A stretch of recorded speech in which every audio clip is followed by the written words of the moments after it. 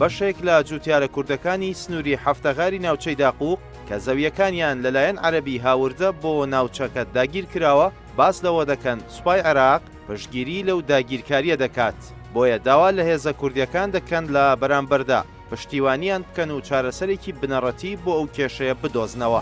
لە یەکەم کاردانەوەی فەرمیشدا لە سەراستی حکوومەت مەسرور بارزانی سەرۆکی حکوومەتی هەرێم نیگەرانی خۆی لەو دۆخە دەربڕی و داواشی لە هەرسێ سەرۆکایەتەکەی عێراق کرد بە زوویی کۆتایی بە پەلاماردان و دەستدرێژیکردنە سەر جوتیارانی کورد لە ناوچەکە بهێنن. سەرۆکی حکوومەتی هەرێم باسی لەوەش کردووە ئەم ڕەفتارانە دژی بەرگەکانی مادەی 140 دەستوری عێراقن و پێویستە سنوورێک بۆ ئەو ڕەفتارانە دابدرێت. هەرچەندە لە ساڵی 2014ەوە لیژنەی باڵای جێبەجێکردنی مادەی 140 کارەکانی ڕاگیراون، بەڵام لە گفتوگۆکانی نێوان هەرێم و بەغدا بۆ پێکێنانی کابینەکەی محەممەد شیاع سوودانی بڕیارە لیژنەکە کارا بکرێتەوە و دەست بە کارەکانی بکاتەوە. ئەوەش جارێکی تر عەرەب و تورکمانەکانی کەرکووکی نیگەران کردوێتەوە و دەیانەوێت لە دژی جێبەجێکردنی مادەکە بن. هەر بۆیە ئەم پەلامارانەی دوێنێشوا لێک دەدرێتەوە کە پەیوەندیدار بن بە هەوڵی کاراکردنەوەی لیژنەکە. لە دوای ڕووداوەکانی 16 ئۆکتۆبەری 2017ەوە پارتی و یەکێتی لە کەرکووک نەماون و شارەکە کەوتووەتە دەست عەرەب و تورکمانەکان.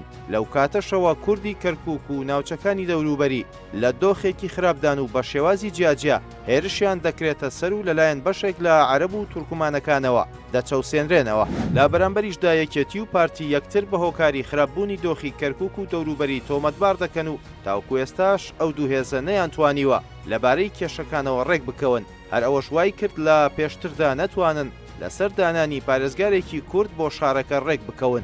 لەلایەکی ترەوە خەڵکی ناوچەکە ئەو دوو حیزبە بە هۆکاری سەرەکی تێکچوونی بارودۆخی کەرکووک و ئەو ناوچانە دەزانن و پێیان وایە ململانێ حیزبیەکانیان کەرکووکیان بەو ڕۆژەگەیاندووە و تاوەکو ئێستا شەڕی سیاسی و پەرلەمانیان بۆ ناکەن لە بەرامبەر حکوومەتی عێراقدا. ئەوەش دەستی عەرەبە شۆڤێنیەکانی لە بەرامبەر ئەواندا واڵا کردووە و هەرجارە و بەشێکی زۆر لە زەویەکانیان داگیر دەکەن. کەسیش نییە پشتگیریان لێ بکات. لە کاتێکدا هێزە ئەمنیەکانی سوپای عێراق پشتگیری لەو عەرەبانە دەکەن کە لە پێشتر و لە هەفتاکانی سەدەی ڕابردوودا ڕژێمی پێشووی عێراق بۆ گۆڕینی دیمۆگرافیای ناوچەکە هاوردەی کەرکووک و دەوروبەری کردوون. داگیرکردنی زەویوزاری هاوڵاتیانی کورد لە کەرکووک نوێ نییە.